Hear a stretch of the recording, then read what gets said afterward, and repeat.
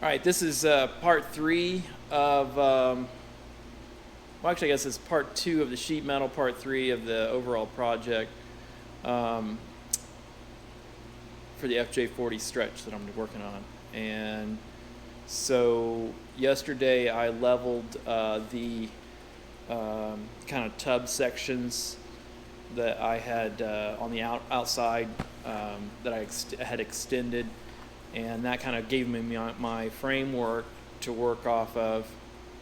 And then the next step was to get the floor in, and so I'd taken and cut and spliced an old floor section in with a new, and so I got those leveled and with each other, leveled it with the back sill plate, and then started working on getting those tacked in. And I ground down a few of the welds on that once I got that welded. I still need to do the rest of those. But then I moved ahead on the fender wells. Since the floor kind of established that length that I needed, I was able to kind of calculate what the measurements would need to be for those fender wells that were going to get extended. So I cut up, I think I showed yesterday, the red, from the red body, the fender wells that I had for it. There were some bad sections in the white tub, so I kind of spliced and sectioned pieces out to kind of make a extended fender well. So I got those all tacked. They're not completely welded either. I think right now that's kind of the plan, is just to tack everything in place loosely, and then I can come back and finish weld everything and grind everything down. I worked on that right hand side. It took a little while to do, to kind of get all the measurements, but then once I had the right side, the left side went really quick for the fender well, and was able to get it banged up by the end of the night. And then the next step was really just to start working on the front section of the fender wells. They had, both of them had, both sides on the white tub had extensive rust in the bracing that goes underneath of it. That's typically where you see a lot of rust on these, is where there's some sort of bracing or plate that was tack welded, and then water got in between that and starts rusting out between the two panels. So I've been trying to cut out any of those sections, and then patch. You'll see some holes when I show the detailed shots of kind of where both the spot welds were, and then where there might have been some rust that had penetrated through where those two panels are kind of sandwiched together. So I'm trying to eliminate all those as much as possible. Really put the body back into a situation where I'm going to not have as much opportunity for mud to be caught and water to penetrate in. And so toward the end of the night, I kind of cleaned up the shop in the area I was working in, and then started kind of figuring out what I was going to do with the door opening for the second set of doors to make this a 4-door. And I've kind of studied a few different people's projects online, trying to get the right look. I think I've decided upon how wide I want that sill to be between the doors, and then also what that rear door will look like. It's definitely going to be a narrower door. I've taken some measurements off some different designs that I liked, and off the existing doors. And so that's kind of really the next step, is to put in a floor section in between the front cab and the rear tub, and get that kind of plan. I'm hoping to make that section in between low enough that I could do like a fold and tumble bench seat in that area, so I can fold it down and it'd be flat across there. So really today, that's probably what I'm going to work on.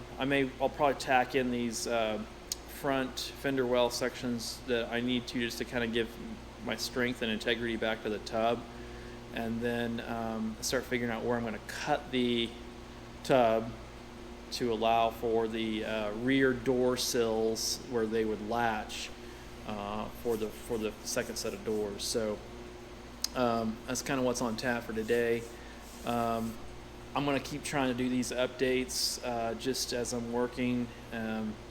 I know they're kind of crude, one take kind of videos, but kind of new to all this video stuff. So we're just trying this out, and maybe in the future I can get a little fancier with it. But let me just go ahead and take you around and show you what progress I made. All right, so you can see these are the extended fender wells here. So there and there. Like I said, I've just got these tacked in. You can see the floor splice that I did. There's that splice all the way across there. So that's all together. The rear sections, or actually the front sections of the fender wells right now, like I said, I've just got some pieces cut. I'm trying to decide. I may leave this open right now because if I put in a bench seat, I might need some clearance cut in there, and these could actually be dropped down a little lower if I need to. So we'll see on that.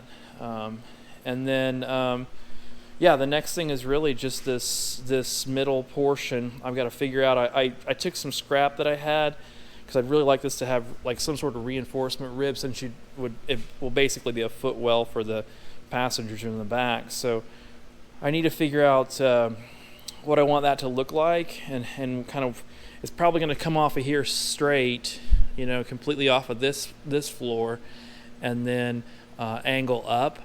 And so I'm just trying to decide.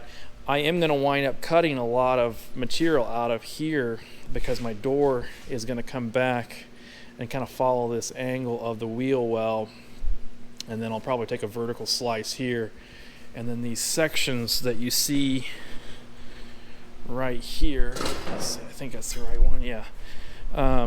This will basically go, in there for the rear door pillar, because obviously it'll be in line with this, and then that's where the back pillar will mount.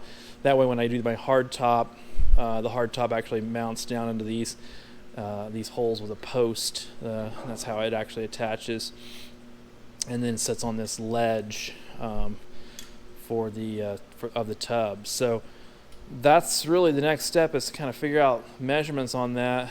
On this side, the gas filler will get relocated, because I'm not going to use the gas filler here. Typically there's a gas tank that sits underneath the passenger seat, but that's going to get moved underneath the floor.